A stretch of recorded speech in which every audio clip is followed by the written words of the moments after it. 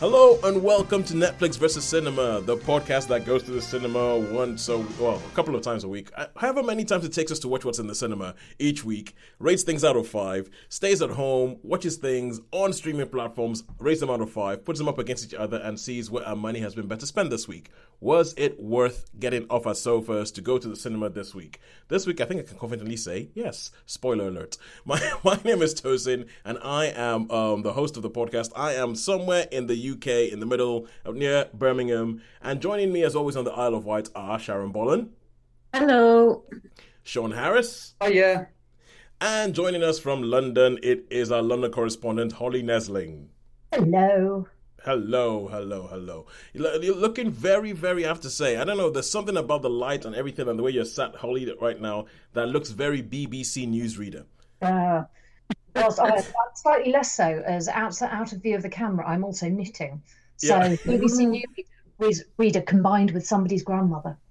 Well, I think that there's a few newsreaders who actually who fit that description quite well. So let's kick off with what we have been seeing in the cinema this week. And let's kick off with Shaun. Go, tell us. Okay, cinema this week. I was over the mainland, so I went to see Sinners in iSense. Now, Odeon have got this thing called iSense, which is not quite, well, I think it is IMAX, but I've got to say the sound quality was absolutely fabulous. So I saw Sinners in iSense. Yep. Bloody expensive though, to be fair. I know. We saw that you sent us a picture of your ticket. Yeah. And and then over here I watched Warfare. So I've watched Warfare. Streaming wise, I watched. Okay, we'll come back for streaming. We'll come back for streaming. Let's just do a cinema round first of all. So Sharon, what are we seeing in cinema? I've seen Sinners at the cinema, and that's it for this week. All right, Holly. I have seen Sinners, Drop, and The Amateur. And The Amateur. Right, cool. So that gives us a full house because we try and do 3 things in the cinema each week. And so that gives us a full house this week because we spoke about Drop last week. And so we're going to talk Sinners, Warfare, Amateur. Amateur Warfare, no, never mind that. And okay, and streaming platforms. Let's go in reverse order. Holly, what did you see on streaming? What have you seen on streaming? Wheel of Time Season 3, and a number of other things are on the go, but not completed. Yep. I have a couple of things on the go that I don't think will be completed. because there's a show called Austen on like Austen as in with an I as in the name, like a guy's name as opposed to Austen like Jane Austen. Wow. And it's on a BBC iPlayer, and it's like Ben Stiller and Sally Phillips in Australia, and it's one of those things where you start watching and you feel, okay, I think they've used all their jokes up in the first 3 episodes. And now it might get a bit tedious. I may be wrong, but I'm finding it hard to go back to finish watching that.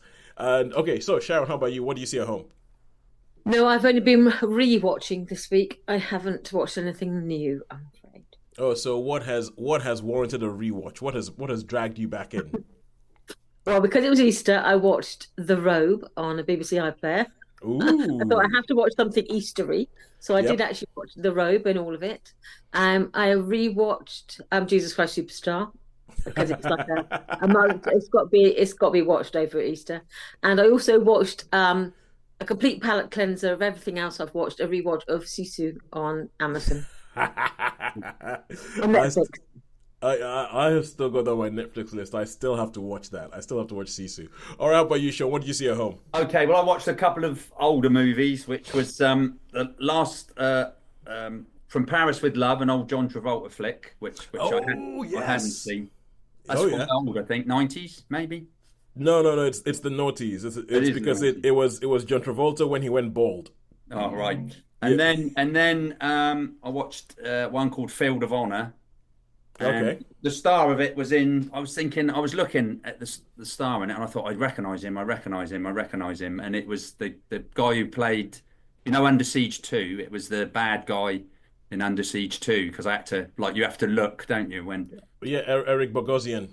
Yeah, something like that. And So what was the other one? And Last One Laughing, which was an Amazon one, the latest series of that, which I haven't seen. And on about rewatching. last night. Because I wanted to look at the titles, we've spoken about this on some of our earlier things, but I watched the Satan Bug again. And Okay. just how good the Satan Bug is. But I think we did Is that. that Richard Burton? No. It's George McCarris is his name.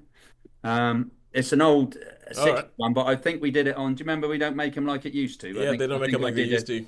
I think I did it. A previous podcast still available everywhere you get your good podcast.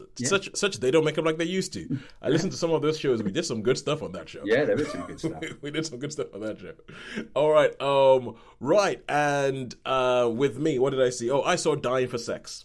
Dying for Sex on Disney Plus. I also saw Saturday Night, but I saw that on the plane, and I'm not actually sure that's available on any streaming platform in the UK. It's all about the 90 minutes leading up to the first ever broadcast of Saturday Night Live. So I saw it in the cinema. Yeah. But I don't think it's quite arrived on streaming yet. Yeah, I don't think it's on streaming. So I'm gonna rule that out on a technicality. And right. So okay, cool. I'm gonna say Wheel of Time season 3.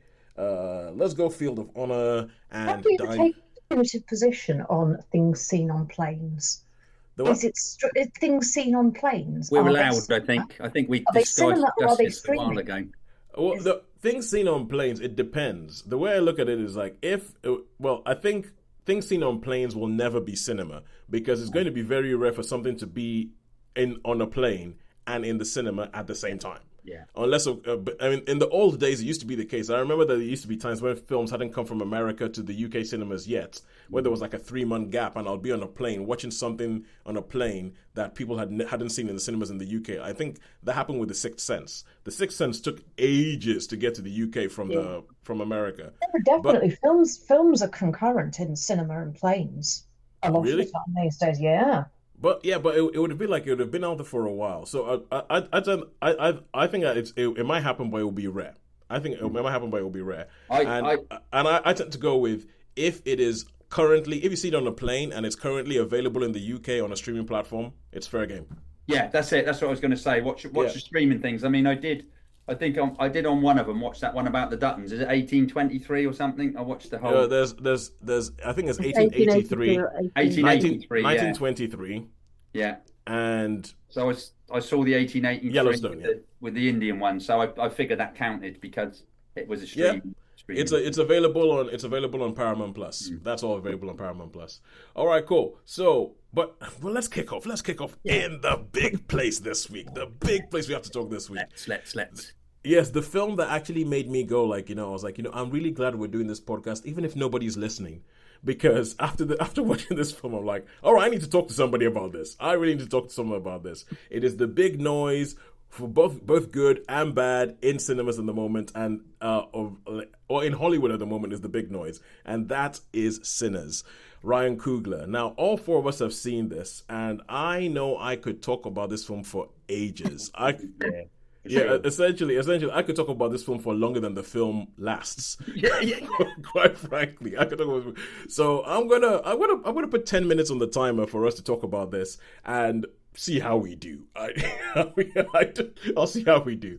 All right, cool. So let's talk about Sinners. So Sinners, we are in 1932, I believe, 1932 in Mississippi.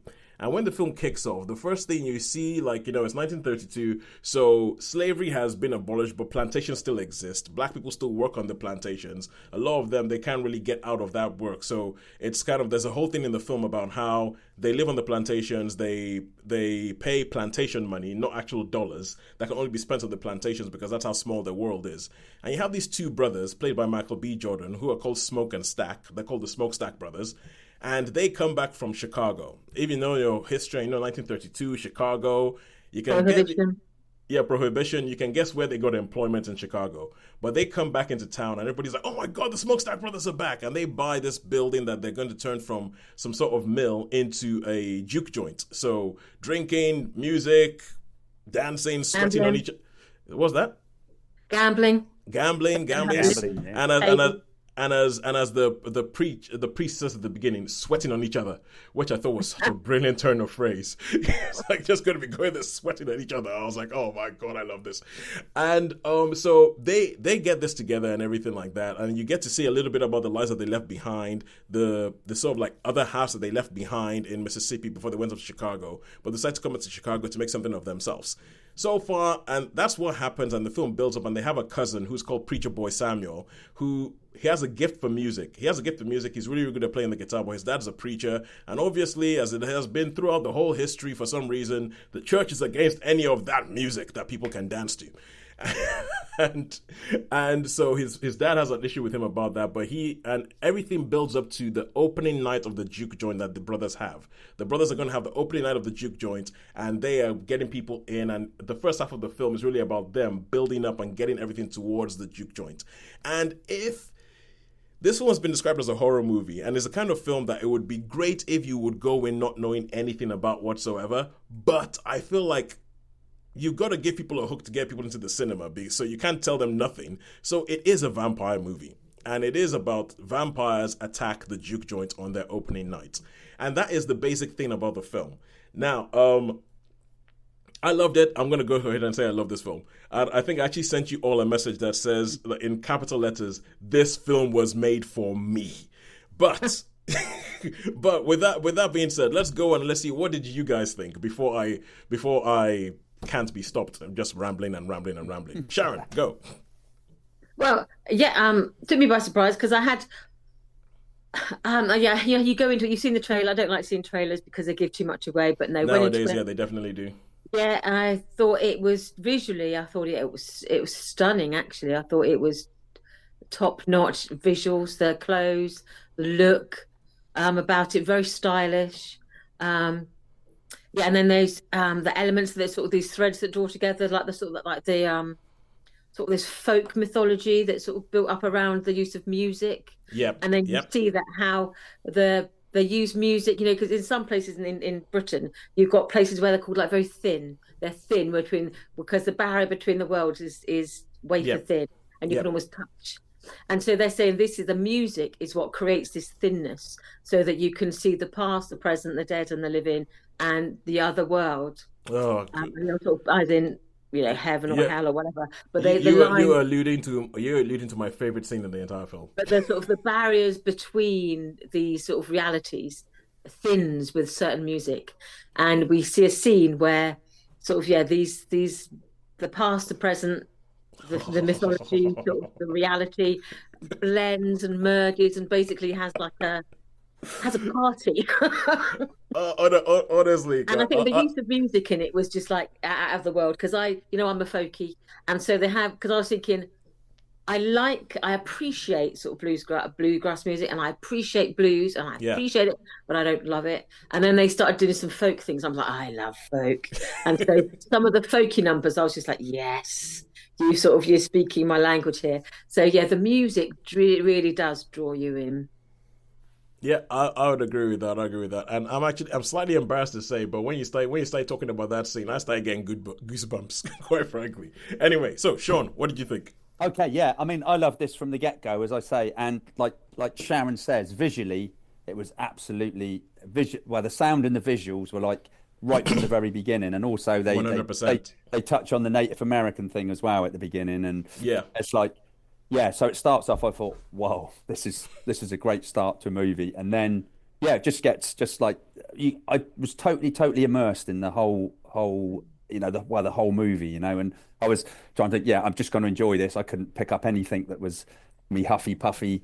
Yeah, but, do you know what I mean? There was nothing there. I thought, this is pretty good. That's pretty good. And the end scene as well. Even the end scene after. Yep.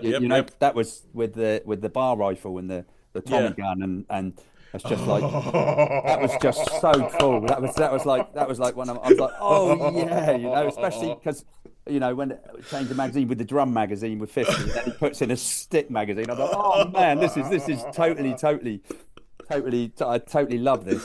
So beginning, the whole film was just a joy to watch. It was brilliant, and like Sharon says, the music. I really like the sort of Irish folklore as well, like you were saying about the folk with the. And I mean, that scene, it's like pretty random, but it was just really, really spot on. It's Was just it Mountain Time? yeah. I thought that scene was transcendent. Transcendence, that's the I word. thought it was transcendent. Yeah, I thought it was sure. amazing. It was. It really was. Yeah. Yeah. You I think this is a film you almost need to watch it again. Yeah, Yeah, 100%. definitely. There's not many films you come away and you're No. thinking, well, actually, it's like the feeling about it now. I only watched it yesterday. I think me and Tosin, we both only watched it yesterday.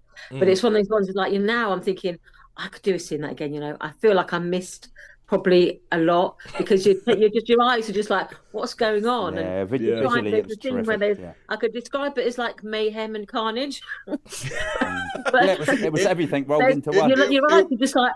I'm thinking I need to see that again. So I can focus in on I think it's like it was, and at the same time, it was beautiful. It was like this sort of like melodious carnage that you're like, that shouldn't be. Hang on, that's kind of working. Oh my god!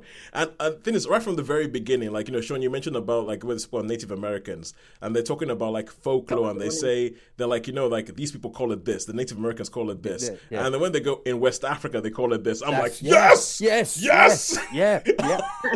I'm like, we've been invited. We are part of the party.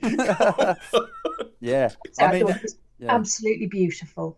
I mean, you say the visuals, the music. I mean, the music I just found captivating. I've been listening to the soundtrack, which doesn't have the folk on it, annoyingly, which I really hoped it would.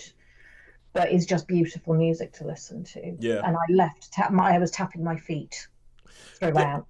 I mean, I desperately want to watch it again. What left and could have immediately walked back in and started over. Yeah, because I mean, it's not very often I notice the music in a film, and I'm talking like the incidental music that people play. It's sort of to accompany the scenes. But from the word go, I noticed this. I was like, okay, cool, that's quite good what they're doing there. But then they have the bits where they sing whenever, like, Preacher Boy Samuel sings, and there's a bit where he sings, and the scene you're talking about is kind of like it's a chaotic scene, but it's almost kind of like the calm before the storm. It's the calm before the everything hits the fan. It's like that you have in films like this, and that scene, I mean, I was watching it because there's a lot of stuff in that scene where there's stuff I talk about, okay, because I'm West African, and as somebody I'm Nigerian, I'm from Nigeria, and I sometimes think a lot and I struggle a lot with the idea of, okay, do I exist without colonialism, or how has that affected who I am today and everything like that? Like, even when people come to me and say things like, oh, you speak English quite well, I'm like, well, yeah, colonialism. and there's just so much stuff in that film, in that scene, especially because there was a time when I went to a friend's house. I went to a friend, Michelle, in Florida, and I had what they call a cookout, a barbecue with her family. And I remember sitting down there and seeing, like, these are West African, these are African Americans who obviously were taken away from whatever they knew. They had to develop a whole new culture, and seeing her family, external family, get together and just talk together. And I was going, hang on a second, this is the same thing that happens back home, and that something has traveled from wherever they were taken from to Florida, and it's like all these hundreds of years later. And in that scene, what they do in that scene, I was kind of like, this is what I've been saying this whole time. So I love that scene, and the fact that they had that scene, and and they also used that as the calm before the storm, before everything hits the fan, I thought was great. I love the fact that it was calming as well. For all it was chaotic and almost frenetic, it was calming. It had a soothingness to it. It did. And yes, I know the Oscar music is about to play us off, and I don't care. Go away. Be gone, Oscar music. Be gone, Oscar music. Be gone like a hake in the night. And so, but there are just so many things I loved about this film. I love the fact that finally, somebody has treated Wumi Musaku as the queen and lit her as the queen that she is on screen. I mean, I was like, yes, come on. I was going to say about that I thought the acting was great from all parts. Not a bum note. Yeah, not a bum note. Yeah, that's what I'm going to say, because normally you can pick that up, but everybody. Even from somebody who might be coming a little bit like my Stanley Tucci, Delroy Lindo. Oh right, yeah. Because they do have moments, yeah. Yeah, because Delroy Lindo is someone who I used to think was a good actor, but then a lot of the stuff I've seen him in recently, he seems to be doing the same thing, and I'm like, I don't think I like this. And even in this, I'm like, no, it works. Yes, yeah. Ryan Coogler, yes, well done. You've put together something amazing here. And I'm amazed at how this film happens to be it happens like sometimes sometimes when you talk about film, it says like 3 different films in one.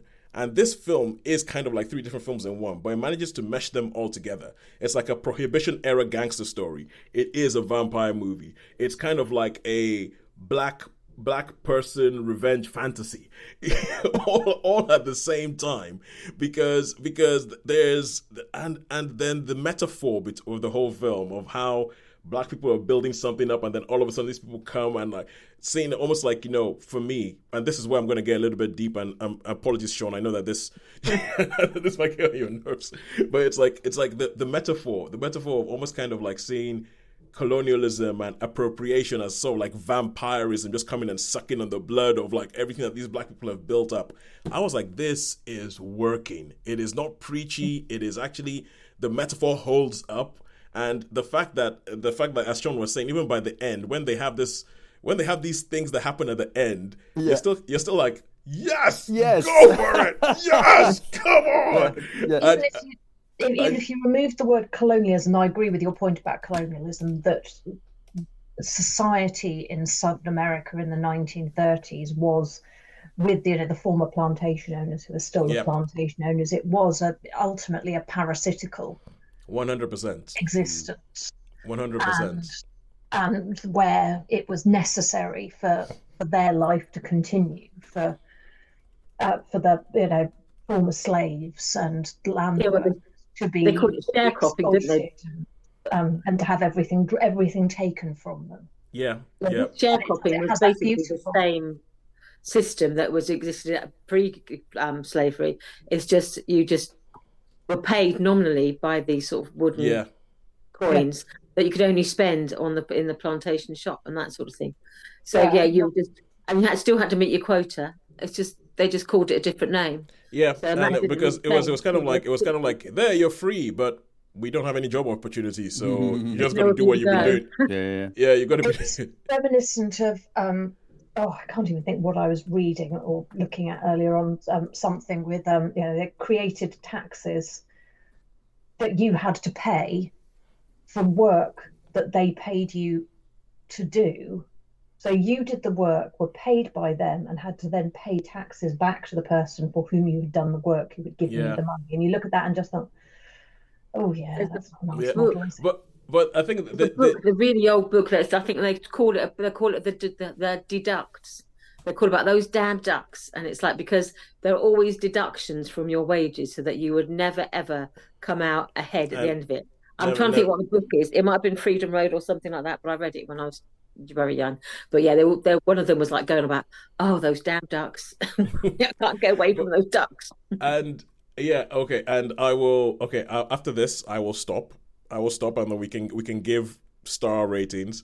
But a big thing about the film is like there's a Tulsa race massacre that happened in 1921 in Oklahoma, and where essentially a black neighborhood was built up, and black people had worked to build a neighborhood for themselves, and it was referred to as the Black Beverly Hills, and it got attacked. It got attacked by the Ku Klux Klan and just burnt to the ground. And I felt like this film was like just channeling that whole thing and channeling that kind of. It was. I thought it was great. I love it when somebody makes a point, someone says something that's a bit deeper, but does it in a way that still sort of like works. Which is why I love the musical 6 so much.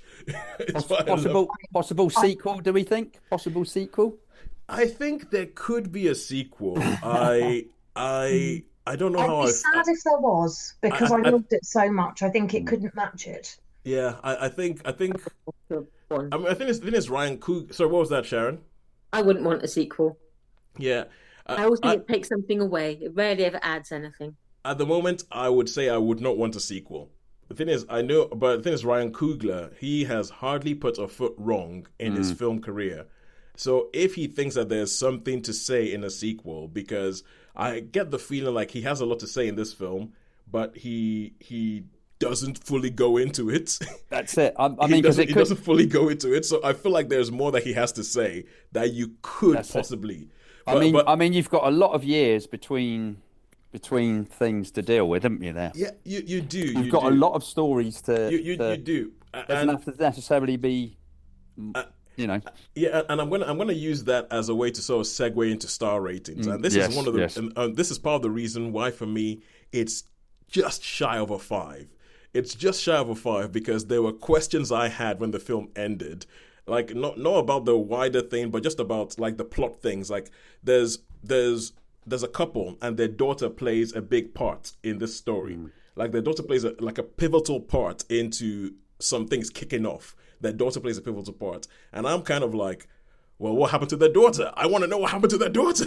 I want to know. I want to know what she did. I want to know what she did. There's other things, like, because the ending of this film, I feel like it puts you in a place where there's stuff that whoever you are, there's stuff that you're going to want to happen, and there's stuff and there's stuff that actually makes sense that would have happened. And I think that whatever side you come from, you will probably think, I want this to happen, and it didn't happen, or that makes sense to happen, and essentially, I'm not trying to give away the ending of the film or anything like that, but there's stuff in there that I have questions about, and I'm like, so for me, it's so close to a 5. I think it would probably be a 4.5 for me out of 5. I totally concur with you in every way. I mean, what you've said there, I totally agree with you. So I would give it a 4.5 as well. I totally agree with you. There's just it was like you say, there are one or two little bits but I mean, I did really totally enjoy this movie. Loved it. Terrific. Absolutely loved it. Yeah, I think I'm going to be singing the same song. I thought there's excellent film, really enjoyed it, but for me, I can't quite give it a 5. There's one or two things I was like, but only minor, but so definitely strong 4.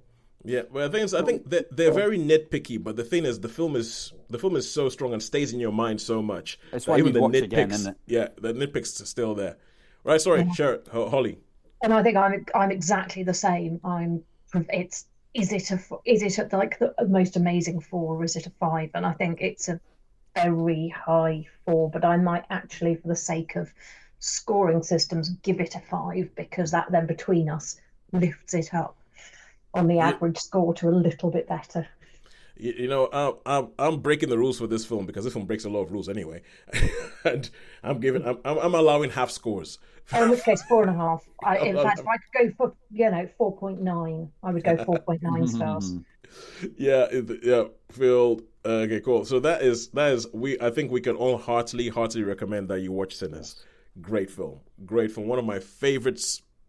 Experiences in the cinema this year. And I will be buying it as soon as this is available to be bought on the streaming services. They can have extra money from me. I won't be regularly. It was. I want to say it was well worth the price I paid. Well worth the price I paid. Okay, so I sent you a link to this thing around. I was going to say talking about all the different formats that the film was available in. This is a film that has made me go, I want to track this thing down in all the different formats. Yeah, for sure. I personally, I think IMAX is a load of hot air, but I actually want to go watch this in IMAX. So yeah. But anyway, all right. Now let's go over to streaming stuff, and try and take this on streaming. And to have the honor of trying to do this, Shaun, we're going to have what I think is going to be a war double bill. Let's go with Field of Honor. Field of Honor. Okay, Field of Honor. So it's right. Field of Honor. It's. I've caught this on Amazon. It was old one. It was to do with the Korean War. So it's quite interesting. And it's a Dutch company, and they get basically they get attacked by the Chinese and practically all wiped out. But he manages to survive. Yeah. And it's basically a little bit of a story of survival of, he's sort of hiding under a truck, and more Chinese people come along, and the truck's on his foot and he can't get off, and they try to blow up the truck. And I mean, he is really, really lucky. It's sort of, I think it's loosely based on something true story, but I'm just like, wow, that's lucky, because as the Chinese go along, they're going to blow up all the trucks, and it just so happens that they throw a grenade and take off, but the grenade doesn't go off. So yeah, and also there's this like young girl and her brother who sort of help him to survive, because he's fairly well injured. He's fairly well injured. Not big on action, it is to start with, but what intrigued me was the chap, the actor what was his name? Toes, the guy who was in. Yeah. So It's Everett McGill. Everett McGill. That's yeah. it. Everett McGill. Yeah. Yeah. And he was the, I think Under Siege 2 or whichever the one on the train was. Oh, okay. He might have been a secondary bad guy in that. Yeah. No, he was the main. He was like, well, yeah, he was the one who got his daughter and said they're gonna, and they had that silly fight at the end. So yeah, that's every fight in an Under Siege movie was silly. Yeah, but it's one of those ones where I'm gonna take you. Do you know what I mean? It's where my big hates. Yeah, so yeah, he's the one that's actually on the train. He's the head of the mercenary dudes. Oh yeah. So, yeah. And I think he's been in one or two other things I've probably seen him in. But I thought he played a really, really good part. He was because this is all the way from 1986. Yeah, that's what I mean. I obviously didn't catch it. It was so that's a basic story. So it's quite low on action. There's not a lot of action because the first sort of half of the film is the companies together and the relationships between them. And then, as I say, they get attacked by someone's on sentry duty and they don't do the job properly. So, so that scene, that's about the major action scene in it. Okay. And then, go on. Yeah, I was just going to ask, because is this, what language is this film in? It's in America. It's in English. It's in English. Yeah, it's in English. Because this I'm looking through this thing and it seems like it's a very sort of like 50-50 South Korean Dutch film. Because it's directed by a South Korean, like Kim Dae-hae and Hans Sheepmaker, and it's written by Henk Bos and Kim Dae-hae. And it throughout all the things you have like Korean person, Dutch person, making this film together. If it was, I mean, it was dubbed. But it was all in English. There wasn't any subtitles. It was all in English. So, So and I said at the beginning, it did say it was based on loosely based on a true story of this chap, and it's just basically a story about survival. I quite liked it. I didn't mind it. I watched the whole thing. As I say, I would hope for a little bit more action and shoot 'em up, but it was very much the relationship. I think in the next film you're going to review, you might get that. yeah, because that's based on experiences. So as the film goes, it was okay. It's a 3-star movie. Yep. That's all I can say, and it's pretty standard, really. It's just, but I do quite like Everett McGill actually. In this film, I wasn't so sure like we were saying in the Under Siege film, but I'm sure he must have been in some other stuff as well.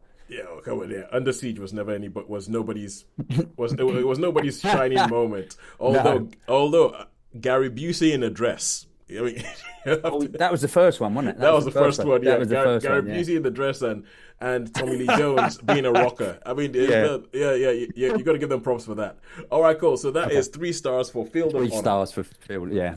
And second in Shaun's war double bill is Warfare. Yep. So Warfare. So what we know is that it's directed by Alex Garland, who did Civil War, and the guy who was his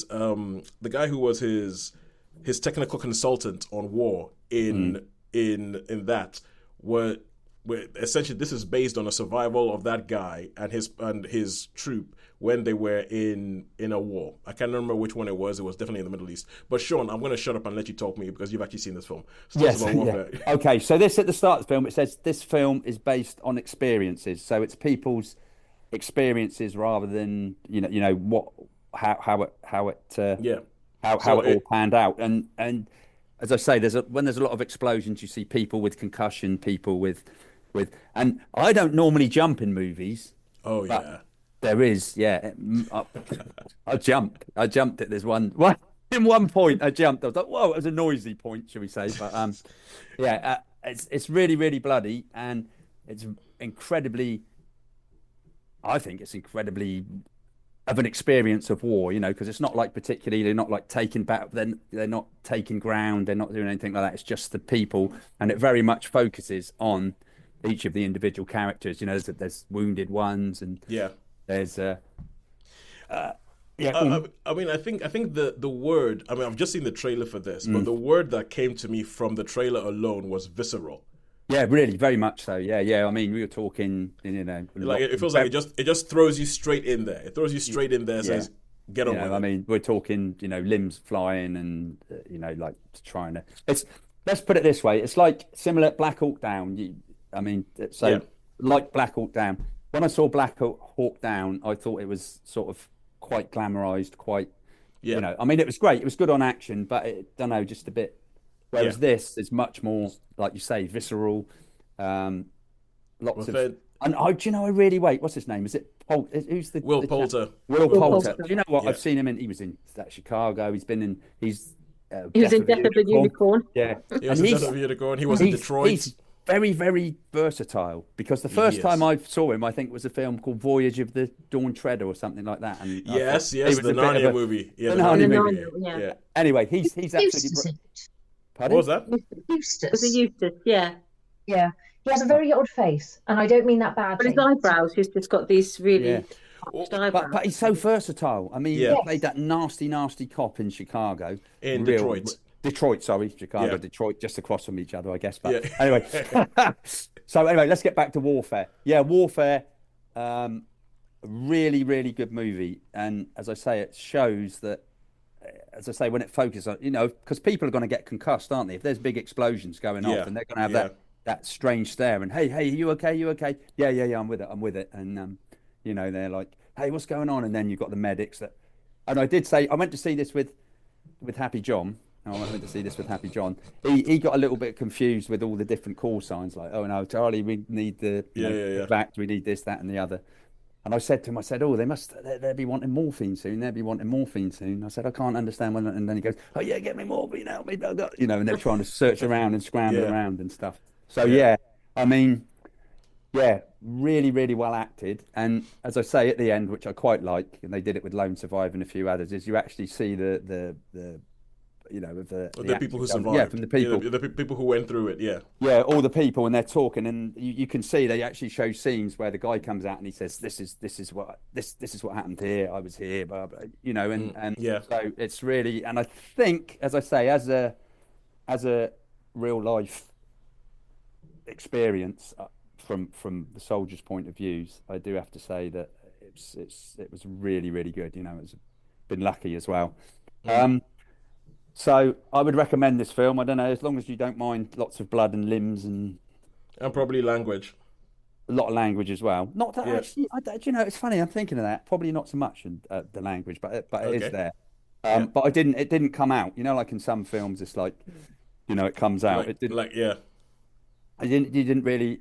It probably was, but I wouldn't say consciously that I was thinking of the language. Well, some films you feel like they're doing it for effect, and exactly. Yeah, and this was. To me, this was when you see the people and these horrible things have happened to them. It's almost like you can understand why some of these soldiers get that post-stress stuff because I mean, but they keep it together, so they got to keep it together. You know what I mean? And it must at that time with the intensity of a group of people having all that adrenaline rushing, and then you can understand why when they're back in civil life or whatever. So you could actually see it. These guys trying to fix people up, and so I really, really enjoyed this, as I say. And it even made me jump.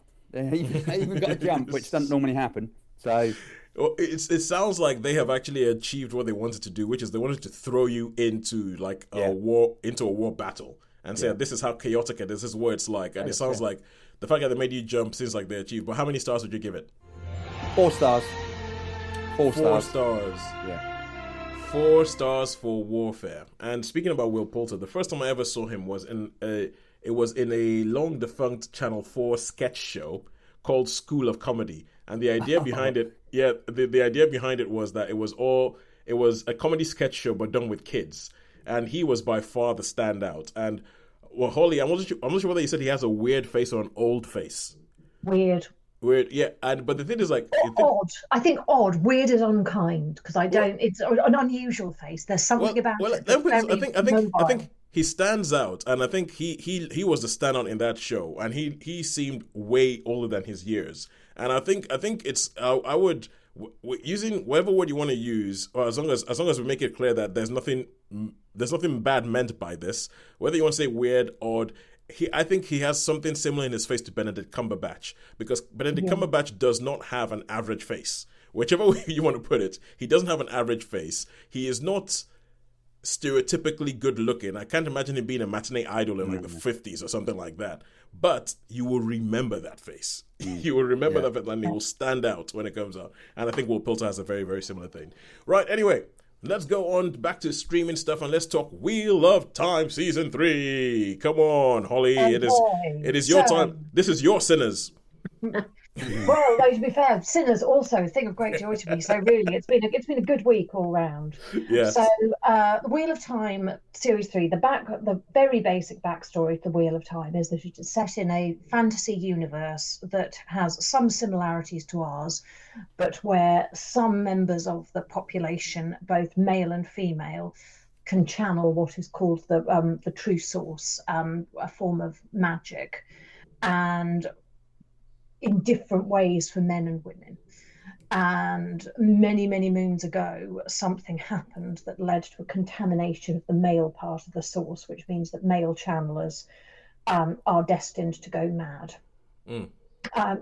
In this ever, battle between good and evil, and the rise of an attempted release of sort of the sort of satanic figure, his supporters are being re-released from where they have been trapped, and a band of trusty fellows are doing their utmost to fight it. And one of them, we have found out by this point, is the reincarnation of the previous individual referred to as the dragon, who had ultimately trapped the Dark One in his current because season 1 was all about who is the dragon.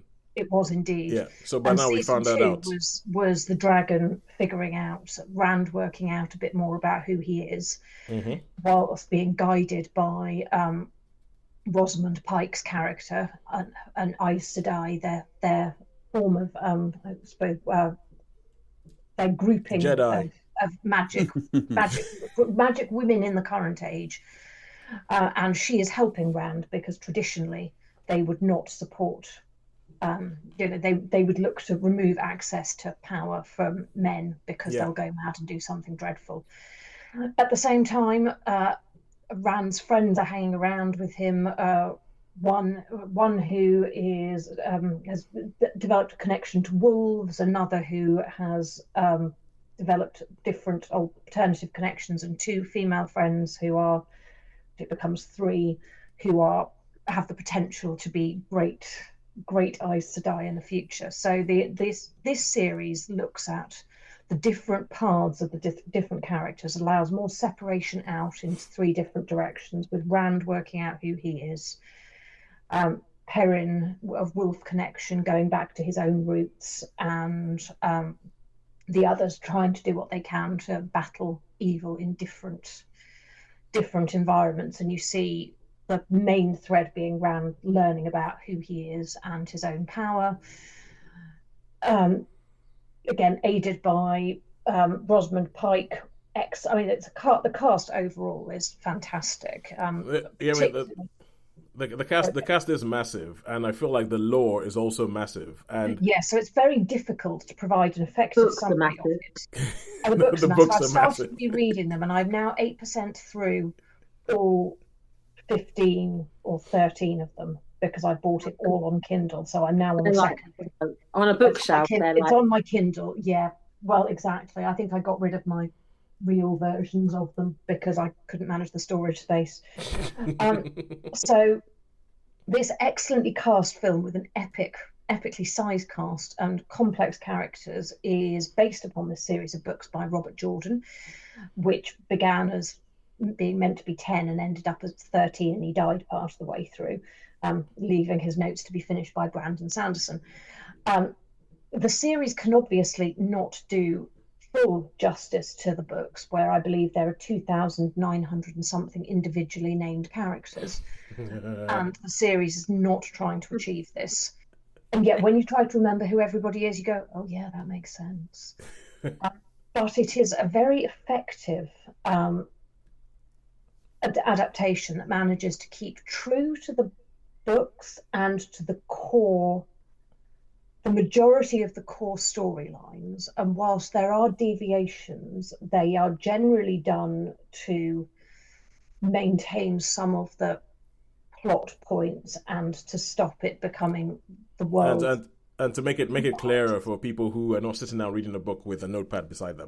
Exactly, which you really need to do. I mean, you virtually need a notepad for watching it anyway, as it is complicated, but it is very beautifully done. The way it articulates things is just...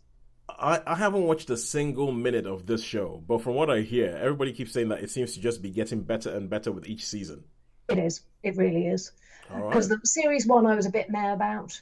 I mean, it was good, but it didn't, massively do it for me. Series 2 was much better, and I have loved series 3. And Sharon, the last episode. I feel like I need to go back to it then, because I have seen the first season, and then I never quite got round to watching the second one. and so I feel like, because I think I'm one of those people though, when there's a series of books, if they have like book number 10, and I've got to read the first 9 now, so I end up having to start from the beginning. So this is the sort of season I'm thinking, okay, I need to start from the beginning and then just go back, watch them all back to back. I can't wait to hear what you think about. All right, cool. So how many stars for season 3? I'm giving it a solid 4-star. 4 stars for Wheel of Time season 3. As we go along, I keep getting flashbacks to things about Sinners that I didn't say.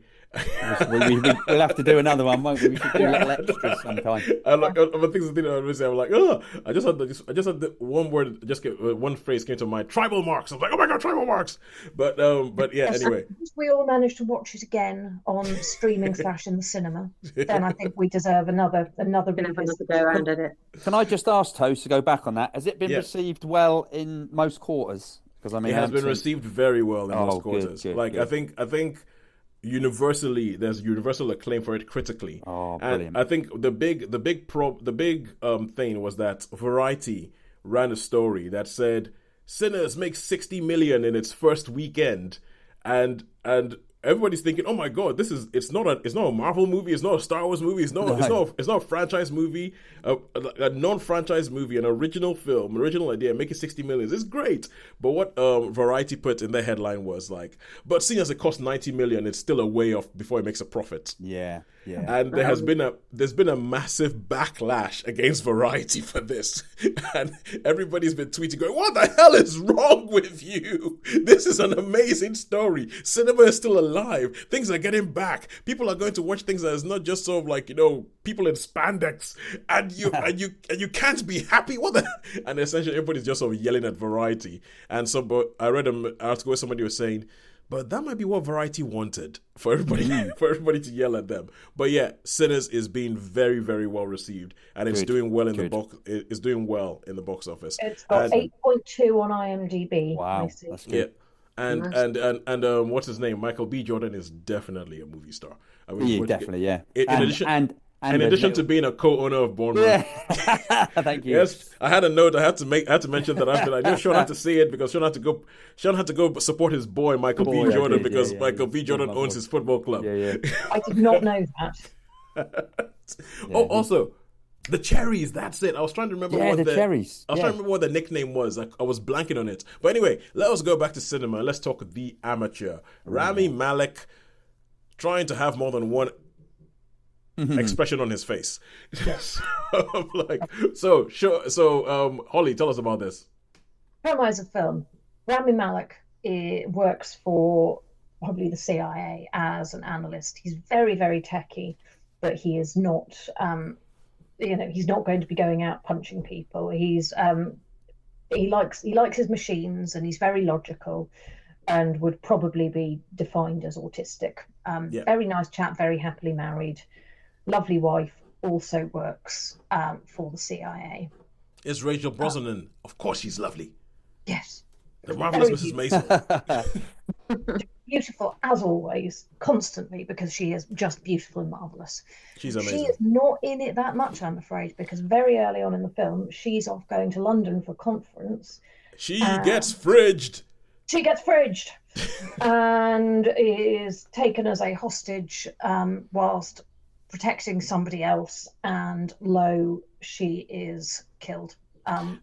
Sorry, Sharon. Just because I saw a look on Sharon's face that says that are you aware of the term being fridged? No. Yeah, that's what, and I thought that there might be people listening who might not be aware of the term being fridged.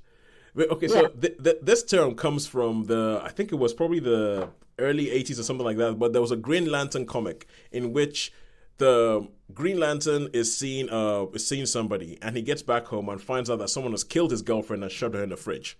And so from that point on, it became this term, this trope that appears again and again, in which a female character is killed off so that the male character has something to feel and has a reason to go on his quest.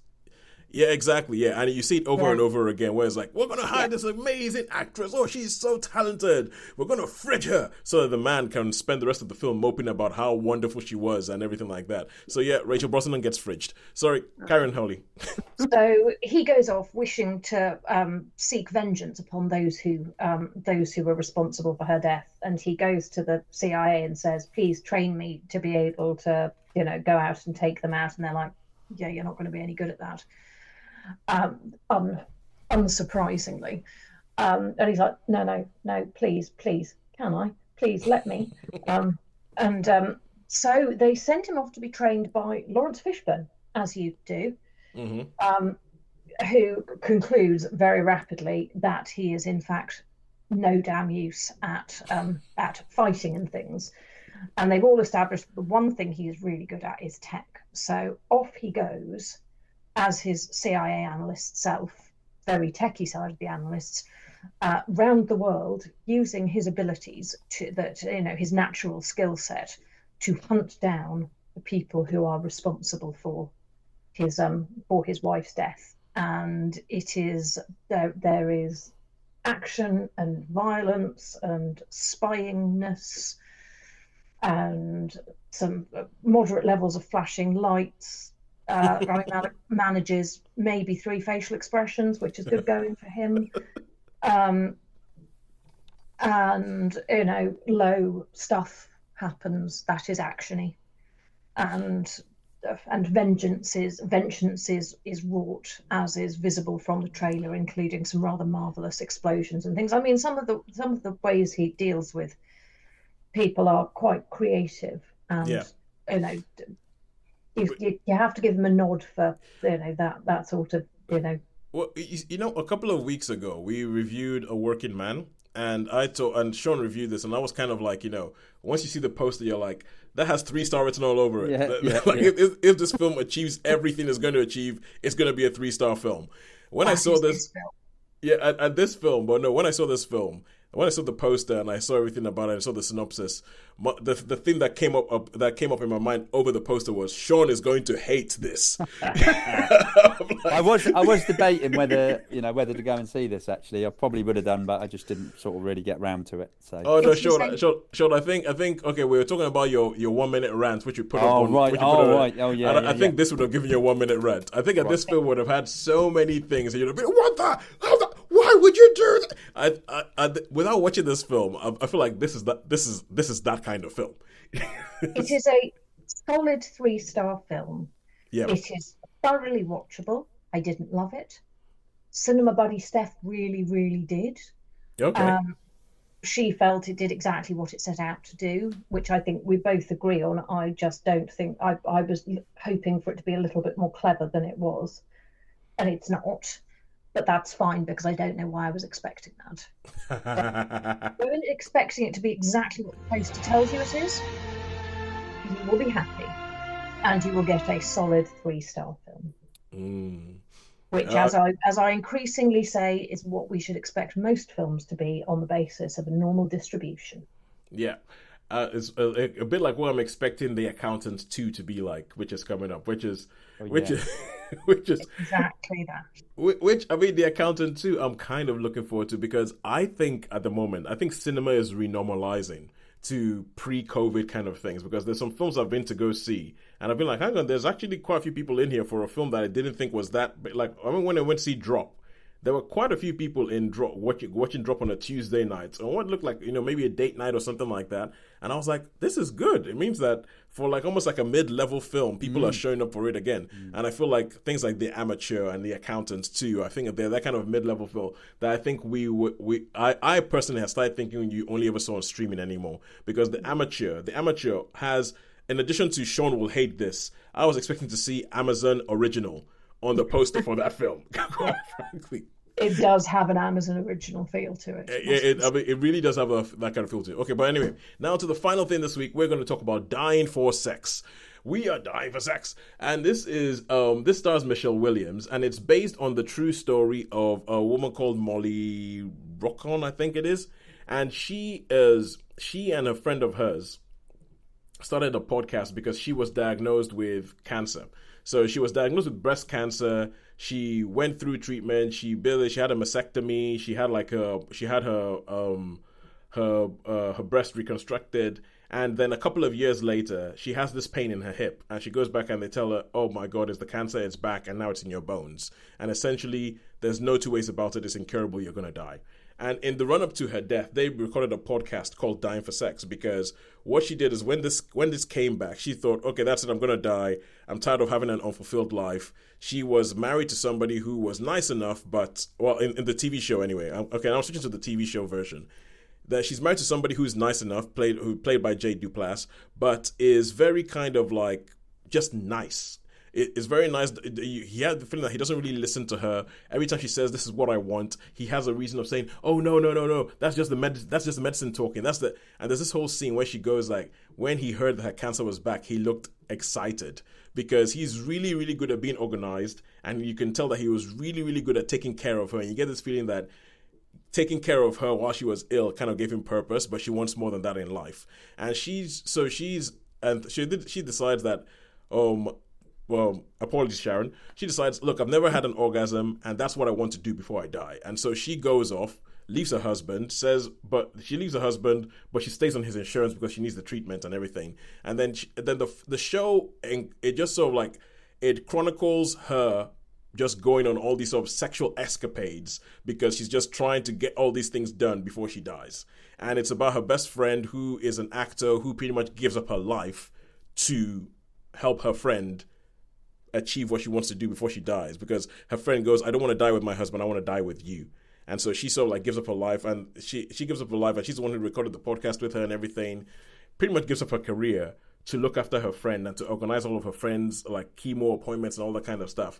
And so you have this show where you have the human drama on one side, which is almost like this buddy movie with these two people, and one person coming to terms with the fact that her friend is going to die and how she's going to handle it and what that's going to mean to her, because she feels like her friend is kind of like her soulmate. There's actually at one point where she says to somebody, she was like, if I could have sex with her, I would. Look at that's how much she feels for her friend. And then you also have this whole thing where her friend starts going into all these sexual escapades and starts going more towards the BDSM side of things. The BDSM side of things and meeting all these different people who have, shall we say, sexual preferences that are off the mainstream, let's say. And it just becomes like this thing with it. Cece SpaceX shows up as her mother, all that kind of stuff, and you go into some stuff that actually happens in her life. And Holly, I would like you to watch this show because I feel like this show there's some shows that are made and you can see as if they're trying to explain something to people who don't understand it. Like, for instance, BDSM, I don't get it. It's not my thing. And I know that it's something that goes into a whole bunch of people. They even use the word kink quite liberally in the show. But there's a whole bunch of things in there that I feel like I'm not connecting to. I'm like, if you're trying to have a conversation with me and you're trying to explain something to me to understand why this means so much to her, I'm not getting it. I'm not getting it. There's one particular scene where it's supposed to be like a breakthrough for her, because in addition to the sex stuff, she has some mental baggage because of some abuse she suffered as a child, which I will not go into here. Watch the show, find out what it is. That is kind of like a block for her. And there's a scene where she has a breakthrough, and when you see that, when I saw that scene, I was kind of like, what, is that it? Is that, but what, really? That doesn't, I don't understand why that has that effect, essentially. And also, in a way, I also didn't really understand what effect it had. So there were bits of it where I feel like the human drama and the thing with her and her friend, who's played by Jenny Slate, I thought that was quite effective. I thought that was quite good. The hook of it, the hook of it, which is the sex bit of it, I was not that into.